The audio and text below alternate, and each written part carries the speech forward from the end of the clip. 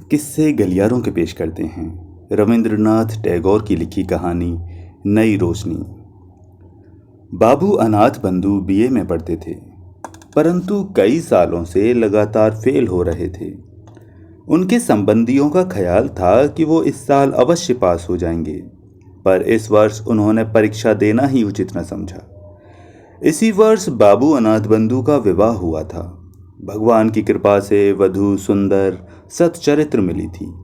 उनका नाम विंध्यवासिनी था, किंतु अनाथ बंधु को इस हिंदुस्तानी नाम से नफरत थी।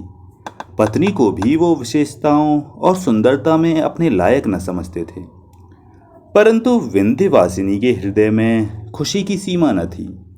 दूसरे पुरुषों की बनिस्बत वो अपने पति को सर्वोत्तम समझती थी। ऐसा मालूम होता था कि किसी धर्म में विश्वास रखने वाले श्रद्धालु व्यक्ति की भांति वो अपने हृदय के सिंहासन पर स्वामी की मूर्ति सजाकर हमेशा उसी की पूजा किया करती थी।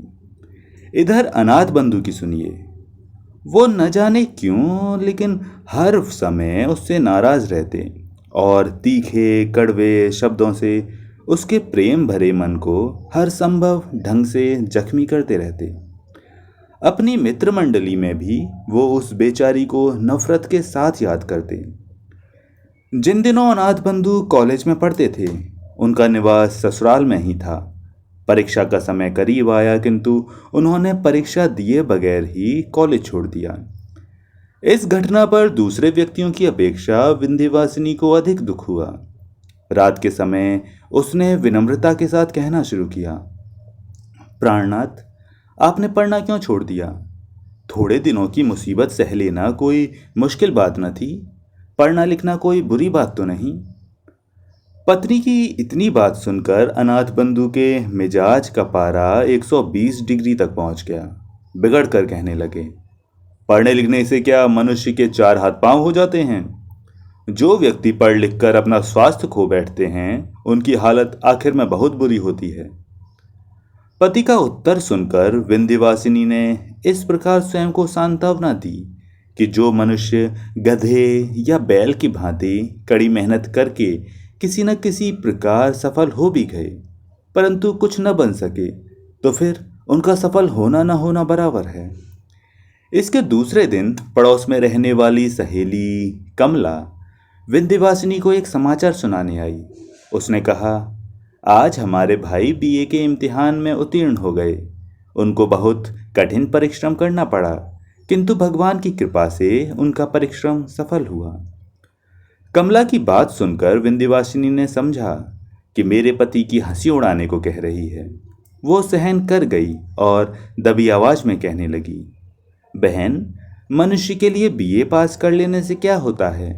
विदेशों में लोग बीए और एमए पास आदमियों को नफरत की नज़रों से देखते हैं। विंध्यवासिनी ने जो बातें कमला से कही थीं, वे सब उसने अपने पति से सुनी थीं। नहीं तो उस बेचारी को विलायत का हाल क्या मालूम था। कमला आई तो थी खुशी की खबर सुनाने, किंतु अपनी प्यारी सहेली के मुंह से ऐसे शब्द सुनकर उसको बहुत दुख हुआ। परंतु समझदार लड़की थी, उसने अपने हृदयगत भाव प्रकट न होने दिए। उल्टा विनम्र होकर बोली, बहन, मेरा भाई तो विलायत गया ही नहीं, और न मेरी शादी ऐसे आदमी से हुई है जो विलायत होकर आया हो, इसलिए विलायत का हाल मुझे कैसे मालूम हो सकता है। इतना कहकर कमला अपने घर चली गई। किंतु कमला का विनम्र स्वर होते भी ये बातें विंध्य को बहुत कड़वी महसूस हुई। वो उनका उत्तर तो क्या देती, हाँ, एकांत में बैठकर रोने लगी। इसके कुछ दिनों के बाद एक अजीब घटना हुई जो विशेषतः वर्णन करने योग्य है। कलकत्ता से एक धनवान व्यक्ति जो विंध्य के पिता राजकुमार के दोस्त थे, अपने एक कुटुंब सहित आए और राजकुमार बाबू के घर मेहमान बनकर रहने लगे। चूंकि उनके साथ कई आदमी और नौकर चाकर थे, इसलिए जगह बनाने को राजकुमार बाबू ने अनाथ बंधु वाला कमरा भी उनको सौंप दिया। ये बात अनाथ बंधु को बहुत बुरी लगी। तीव्र गुस्से की दशा में वो विंध्यवासिनी के पास गए और ससुराल की बुराई करने लगे। साथ ही साथ उसे बिना गलती के दो चार बातें सुनाईं। विंध्य बहुत बेचैन और चिंतित हुई, किंतु वो बेवकूफ न थी। उसके लिए अपने पति को दोषी ठहराना उचित न था, इसलिए उसने अपने पति को कह सुनकर ठंडा किया। इसके बाद एक दिन अवसर पाकर उसने पति से कहा, अब यहाँ रहना ठीक नहीं, आप मुझे अपने घर ले चलिए। इस जगह पर रहने में इज्जत नहीं है। अनाथ बंधु परले सिरे के घमंडी व्यक्ति थे। उनमें दूरदर्शिता की भावना बहुत कम थी। अपने घर पर दुख से रहने की अपेक्षा उन्होंने ससुराल की बेइज्जती सहना अच्छा समझा, इसीलिए आनाकानी करने लगे। किंतु विंध्यवासिनी नहीं मानी और कहने लगी, यदि आप जाना नहीं चाहते तो मुझे अकेली भेज दीजिए, कम से कम मैं ऐसी बेइज्जती सहन नहीं कर सकती। इस पर अनाथ बंधु मजबूर हो घर जाने को तैयार हो गए। चलते समय माता पिता ने विंध्य से कुछ दिनों और रुकने के लिए कहा, किंतु विंध्यवासिनी ने कोई जवाब न दिया। ये देखकर माता पिता के हृदय में शक हुआ। उन्होंने कहा, बेटी विंध्य, यदि हमसे कोई ऐसी वैसी भूल हो गई हो तो उसे भुला देना। बेटी ने नम्रतापूर्वक पिता के मुख की तरफ देखा, फिर कहने लगी, पिताजी, हम आपके कर्ज से कभी छुटकारा नहीं पा सकते। हमारे दिन सुख से बीते। और कहते कहते विंध्य का गला भर आया, आंखों से आंसू बहने लगे। इसके बाद उसने हाथ जोड़कर माता पिता से विदा चाही और सबको रोता हुआ छोड़कर पति के साथ चल दी।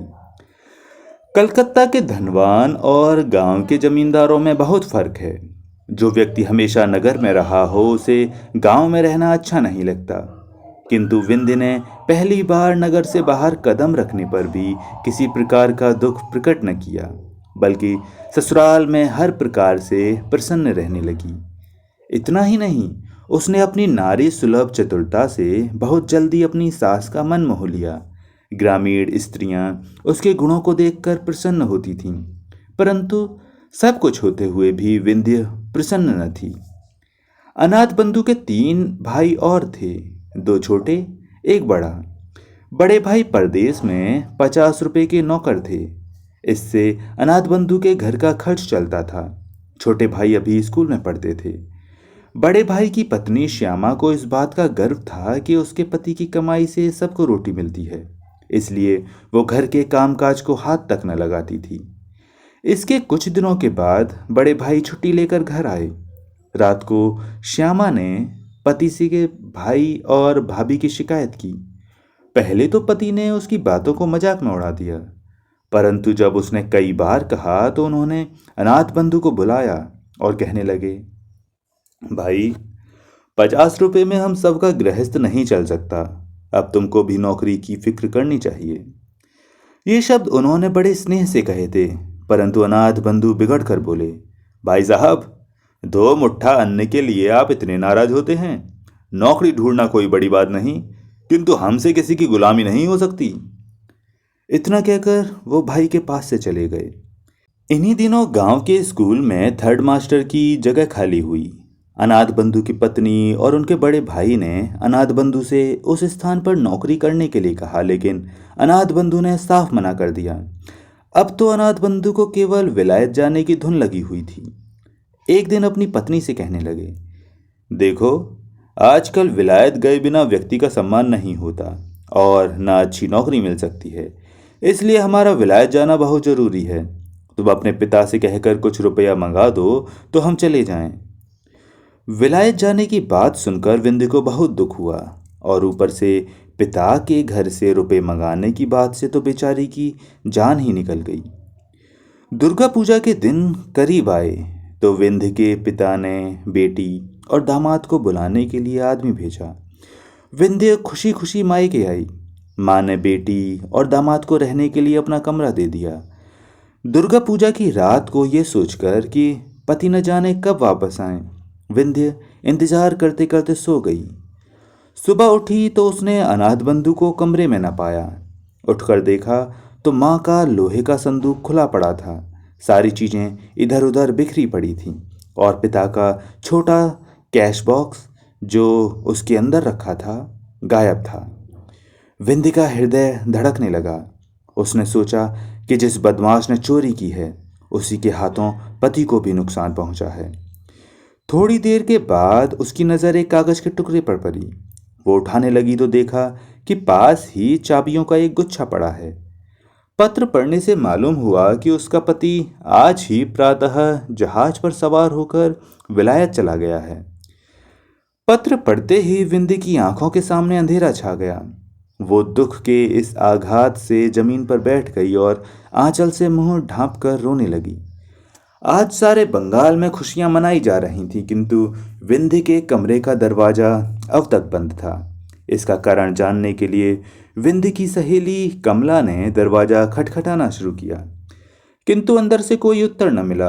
तो वो दौड़कर विंध्य की माँ को बुला लाई। माँ ने बाहर से खड़ी होकर आवाज दी, विंध्य, अंदर क्या कर रही है? दरवाजा तो खोल बेटी। माँ की आवाज पहचान कर विंध्य ने तुरंत आंसुओं को पोंछ डाला और कहा, माताजी, पिता को बुला लो। इससे माँ बहुत घबराई, इसलिए उसने तुरंत पति को बुलवाया। राजकुमार बाबू के आने पर विंध्य ने दरवाजा खोल दिया और माता पिता को अंदर बुलाकर फिर दरवाजा बंद कर लिया। राजकुमार ने घबरा कर पूछा, विंध्य, क्या बात है? तू क्यों रो रही है?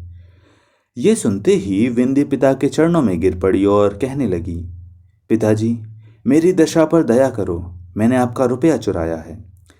राजकुमार आश्चर्य में पड़ गए। उसी हालत में विंध्य ने फिर हाथ जोड़कर कहा, पिताजी, इस अभागिन का अपराध क्षमा कीजिए। स्वामी को विलायत भेजने के लिए मैंने ये नीच कार्य किया है। अब राजकुमार को बहुत गुस्सा आया। डांट कर बोला, मक्कार लड़की, यदि तुझको रुपए की आवश्यकता थी तो हमसे क्यों ना कहा? विंध्य ने डरते डरते उत्तर दिया, पिताजी, आप उनको विलायत जाने के लिए रुपया न देते। ध्यान देने योग्य बात है कि जिस विंध्य ने कभी माता पिता से रुपए पैसे के लिए विनती तक न की थी, आज वो पति के पाप को छुपाने के लिए चोरी तक का इल्जाम अपने ऊपर ले रही है। विंध्यासिनी पर चारों तरफ से नफरत की बौछारें होने लगीं। बेचारी सब कुछ सुनती रही, किंतु खामोश रही। तीव्र क्रोधावेश की हालत में राजकुमार ने बेटी को ससुराल भेज दिया। इसके पश्चात समय बीतता गया, किंतु अनाथ बंधु ने विंध्य को कोई पत्र न लिखा और न अपनी माँ की सुध बुध ली। पर जब आखिरकार एक दिन सब रुपए जो उनके पास थे खर्च हो गए, तो वो बहुत ही घबराए और उन्होंने विंध्य के पास एक तार भेजकर तकाजा किया। विंध्य ने तार पाते ही अपने कीमती आभूषण बेच डाले और उनसे जो मिला वो अनाथ बाबू को भेज दिया। अब क्या था, जब कभी रुपयों की जरूरत होती वो झट विंध्य को लिख देते और विंध्य से जिस तरह बन पड़ता अपने रहे सहे आभूषण बेचकर उनकी आवश्यकताओं की पूर्ति करती। यहाँ तक कि बेचारी गरीब के पास कांच की 2 चूड़ियों के सिवा कुछ भी बाकी न रह गया। अब अभागी विंध्य के लिए संसार में कोई सुख शेष न रहता था। हो सकता था कि किसी दिन दुखी हालत में आत्मघात कर लेती, किंतु वो सोचती कि मैं स्वतंत्र नहीं, अनाथ बंधु मेरे स्वामी हैं, इसीलिए मुसीबत सहते हुए भी वो जीवन के दुख उठाने पर मजबूर थी। अनाथ बंधु के लिए वो जीवित रहकर अपना कर्तव्य पूरा कर रही थी, किंतु अब चूंकि उसके लिए विरह का दुख सहना कठिन हो गया था, इसलिए मजबूर होकर उसने पति के नाम वापस आने के लिए एक पत्र लिखा। इसके थोड़े दिनों के बाद अनाथ बंधु बैरिस्ट्री पास करके साहब बने हुए वापस लौट आए, परंतु देहात में बैरिस्टर साहब का गुजारा होना मुश्किल था, इसलिए पास ही एक कस्बे के होटल में आश्रय लेना पड़ा। विलायत में रहकर अनाथ बंधु के रहन सहन में बहुत अंतर आ गया था। वो ग्रामीणों से नफरत करते थे। उनके खान पान और रहन सहन के तरीकों से ये भी न पता होता था कि वो अंग्रेज हैं या हिंदुस्तानी। विंध्य को ये सुनकर बहुत खुशी हुई कि स्वामी बैरिस्टर होकर वापस आए हैं, किंतु माँ उसकी बिगड़ी हुई आदतों को देखकर बहुत बेचैन हुई। अंत में उसने भी ये सोचकर दिल को समझा लिया कि आजकल का जमाना ही ऐसा है, इसमें अनाथ बंधु की क्या गलती।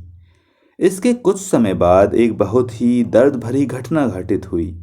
बाबू राजकुमार अपने कुटुंब सहित नाव पर सवार होकर कहीं जा रहे थे कि अचानक नौका जहाज से टकराकर गंगा में डूब गई। राजकुमार तो किसी तरह बच गए, किंतु उनकी पत्नी और बेटे का कहीं पता न लगा। अब उनके कुटुंब में विंध्य के सिवा कोई दूसरा शेष न था। इस दुर्घटना के बाद एक दिन राजकुमार बाबू बेचैनी की अवस्था में अनाथ बंधु से मिलने गए। दोनों में कुछ देर तक बातचीत होती रही। आखिर में राजकुमार ने कहा, जो कुछ होना था सो हो गया।